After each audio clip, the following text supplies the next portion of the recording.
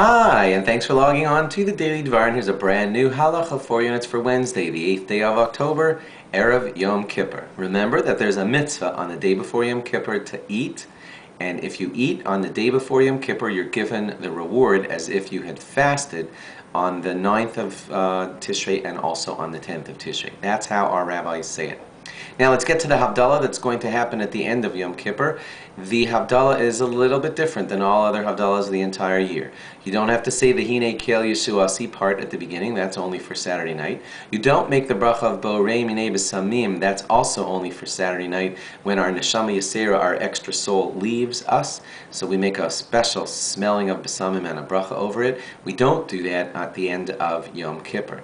We do make a bracha of Borei Ma'orei Ha'esh, but it's a little bit, that's over fire, but it's a little bit different than the one we make at the end of Shabbos. At the end of Shabbos, we're commemorating the fact that that's when Adam Harishon, the first man, struck fire on a Saturday night, and we commemorate that by having the bracha Borei Ma'orei Ha'esh over fire every Saturday night. That's not what we're doing when we make the bracha over the candle at the end of Yom Kippur. At the end of Yom Kippur, we're celebrating the fact that we had rested from using fire, and now we're going to start using fresh fires after Yom Kippur.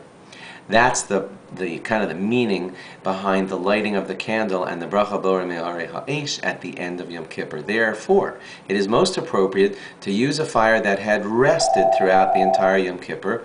What we mean by rested is you didn't have to light it at the end of Yom Kippur, but it was a fire that was just on throughout, and that would be something like a yahrzeit candle that had remained lit throughout the entire Yom Kippur. Of course, whenever you make Havdalah, you're supposed to use a braided candle.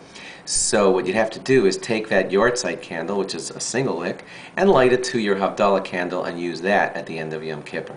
If you can't find a candle that had been lit throughout the entire Yom Kippur, it is okay to light a match if you have to. Just it's better to do it from a pre-existing flame. Lastly, make sure that you go right into mitzvahs right at the end of Yom Kippur, like Kiddush Levana, the special prayer over the new moon, or building your sukkah, or something like that. And some even have the custom to start Shacharis, their morning prayer, on the morning after Yom Kippur, a little bit early, to show that their repentance was sincere, and they're not all lax about starting davening on the next morning. Thanks for logging on. Log on again tomorrow for more. Bye-bye.